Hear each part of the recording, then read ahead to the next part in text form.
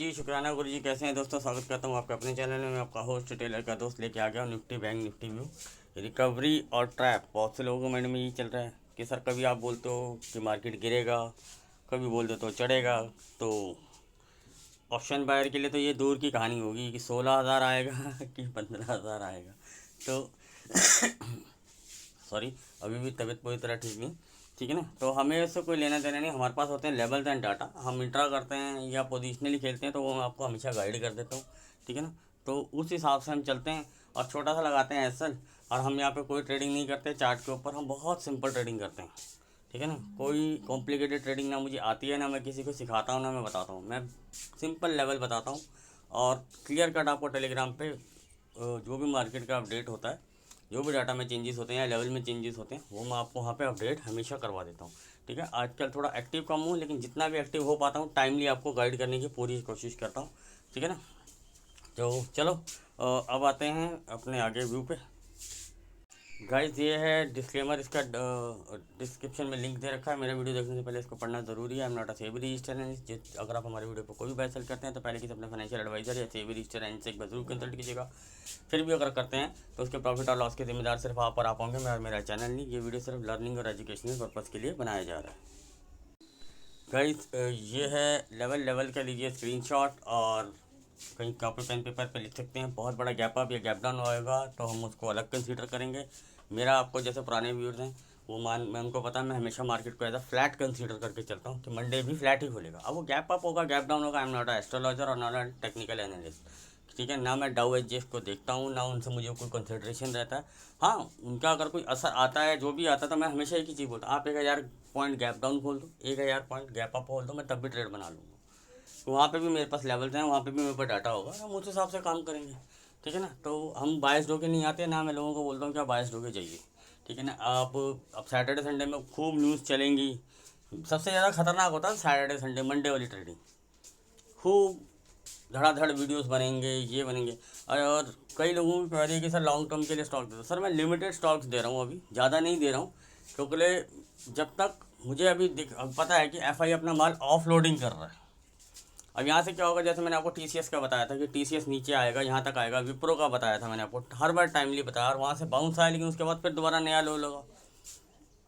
तो अगर आपको छोटा मोटा स्विंग खेलना है तो खेलिए। अगर लॉन्ग टर्म के लेना है, आपको बहुत से लोग एडवाइस दे रहे हैं, ठीक है आपके पास पैसा है, आप शिप कर सकते हैं, पार्ट में उसको डाल सकते हैं कि भैया 4 पार्ट 5 पार्ट में लूँगा। मान के एग्जांपल के लिए देता हूँ कि जिनकी क्वेरी थी, सब बहुत से लोगों की क्वेरी है कि 4,000 रुपये में टीसीएस लग रहा है, उनको लग रहा है कि यार 500-700 पॉइंट नीचे आ जाए तो मैं ले लूँगा। अगर आपको 100 स्टॉक लेने हैं तो आप उसको 4 पार्ट में डिवाइड कर दीजिए कि 500-500 पॉइंट में के गिरेंगे तो मैंने 25-25 स्टॉक लेते चले जाऊँगा। आपकी एवरेज भी थोड़ी सही हो जाएगी। अगर आपको लगता है कि मेरे हाथ से एक रैली निकल रही है तो मार्केट ऊपर अप डाउन तो करेगी, जिसमें नो डाउट है, लेकिन अभी तक जो सीन सिनेरियो है कि अपना एफआई जो है वो माल ऑफ लोडिंग ही कर रहा है। मैं उन्हीं स्टॉक्स में एक्यूमुलेट करने के लिए सलाह दे रहा हूँ जिसमें एफआई लॉन्ग टर्म एक्यूमुलेट कर रहा है। अब कई लोगों को लगा सर एशियन ग्रेनाइट तो गिर गया। सर मैंने आपको लेवल दिए थे, अभी आप बताइए कि उन लेवल्स पे अगर हमने एक्यूमुलेट किया तो हमारी एवरेज क्या है। और मैंने आपको सीन सिनेरियो बताया था कि लॉन्ग टर्म सीन सिनेरियो, कि आप ये मत सोचिए कि 3 महीने 6 महीने में बुम हो जाएगा। वो मैं लिखता हूँ, ये स्विंग है, ये शॉर्ट टर्म है, ये लॉन्ग टर्म है। तो टाइम टेन्योर आपको खुद से डिसाइड करके उस स्टॉक के ऊपर जाना है नहीं जाना, मेरी कोई रिकमेंडेशन नहीं होता। मैं वहाँ पे पूरी पिक्चर क्लियर करके आपको बताता हूँ। ठीक है ना। आज थोड़ा सैटरडे संडे है, थोड़ा वीडियो अगर बड़ा भी हो जाए तो सॉरी है उसके लिए, लेकिन कुछ पॉइंट्स क्लियर कर लेते हैं आगे वीकली के लिए पूरे। ठीक है। नई वीकली एक्सपायरी स्टार्ट होगी अब। तो अभी तक दूसरा सीन सिनेरियो ये है कि बॉस कि अभी तक ऐसा कोई डाटा नहीं बिल्ड हुआ जिसे मैं ये कह सकूँ कि भैया मार्केट 16,200 16,500 17 जाएगी। जा सकती है एज़ पर डाटा जैसे जैसे डेवलप होगा। अभी तक मेरे पास कोई ऐसा डाटा नहीं डेवलप हुआ जो मैं ये कह पाऊँ कि भैया मार्केट 15,000 14,000 14,500 कुछ भी आ सकती है। जैसे अभी अब यूट्यूब पे तो लोगो लगा देते हैं लोग और अंदर मसाला कुछ और होता है। क्लिक बेट थंबनेल लगा के लोगों को अट्रैक्ट करना वो मेरा काम नहीं है। मैं बात करता हूँ बिल्कुल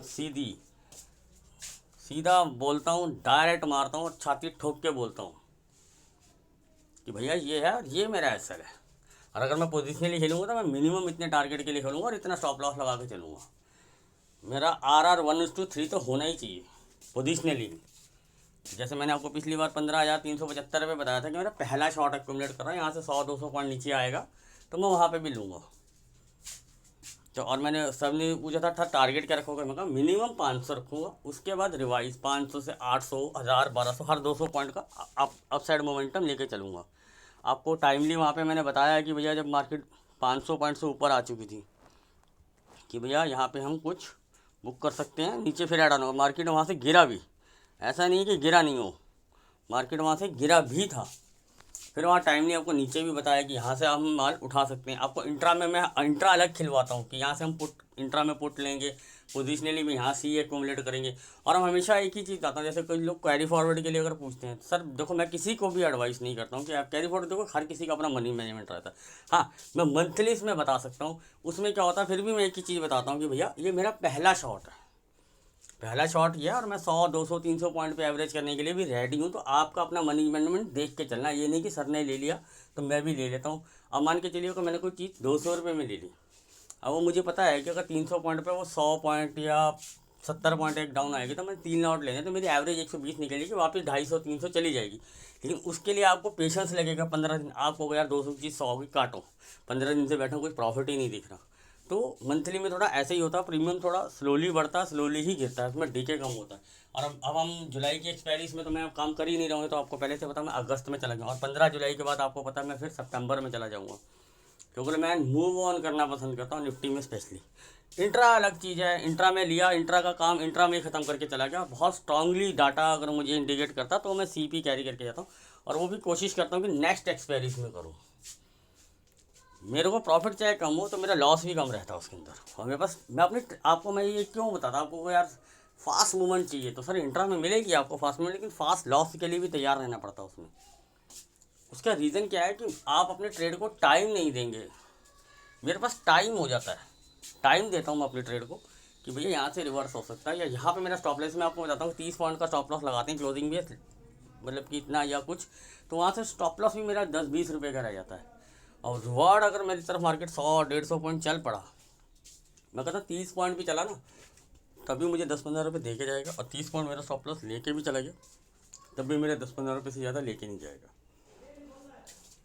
लेकिन अगर वही मैं अगर सेम वीक एक्सपायरी में करूँगा, डिपेंड ऑन डेज, अगर वो मंगलवार के बाद, बुधवार के बाद करने लगा, तो वो प्रीमियम बहुत जल्दी मेल्ट होता है। तो थोड़ा सा ये लॉजिक है और कुछ नहीं है। बाकी आपको जैसा ठीक लगता है आप उस एक्सपायरी में प्ले कर सकते हैं। अब आता हूँ सर इनके ऊपर, अपना मंडे का सीन सिनेरियो के ऊपर।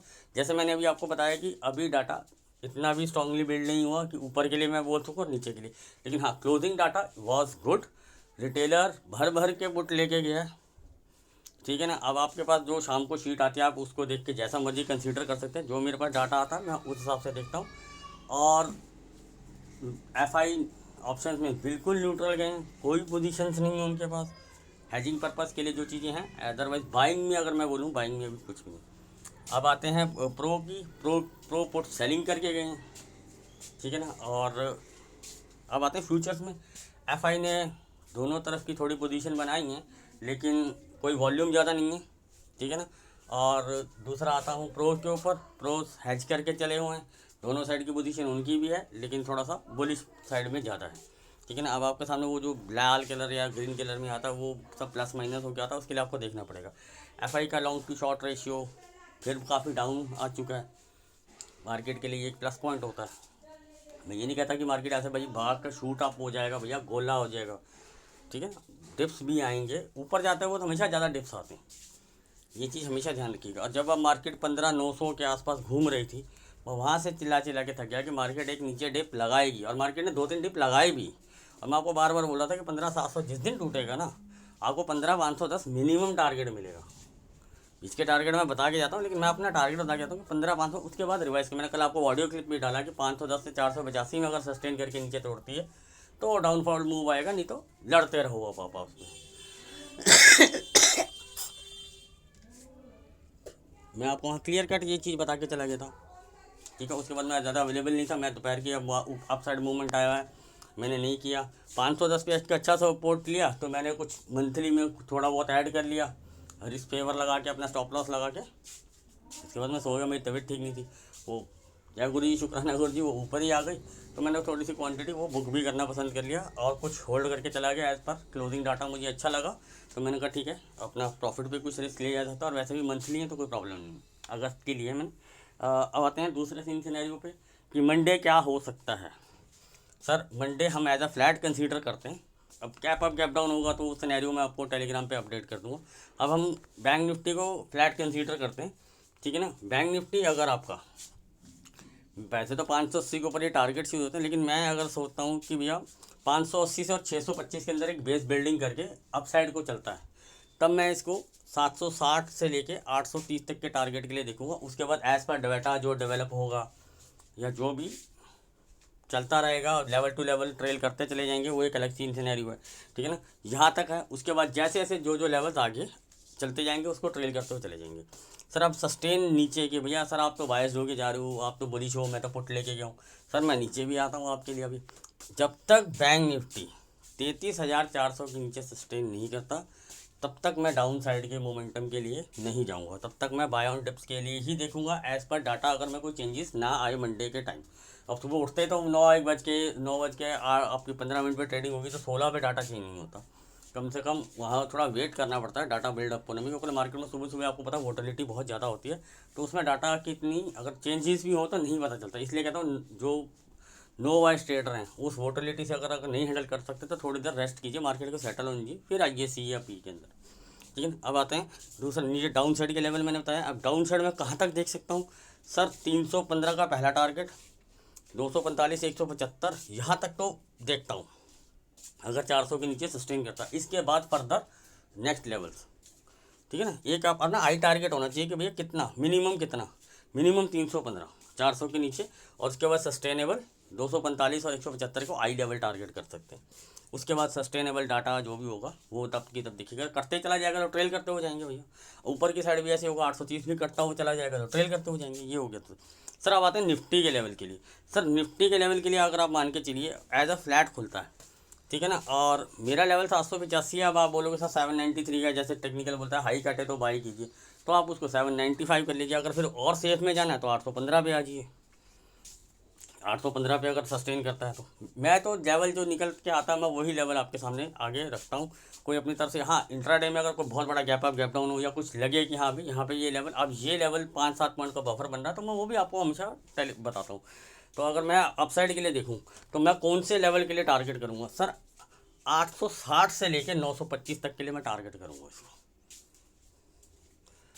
मतलब कि मेरे ये बीच का लेवल भी है 895। मेरे कहने का मतलब कि 860 से लेकर 925 मैंने इसलिए बोला कि बीच के अगर इसमें 4 लेवल होता तो उन चारों को भी कंसीडर करता। मैंने आपको एक रेंज बताया कि अगर 815 के ऊपर सस्टेन का, मतलब कि मेरा तो 785 के ऊपर ही इंटरेस्टेड हो, लेकिन अगर सेफ के लिए खेलता तो 815 के ऊपर अगर सस्टेन करता है तो मैं 860 से लेके 925 तक के आई लेवल टारगेट करूँगा।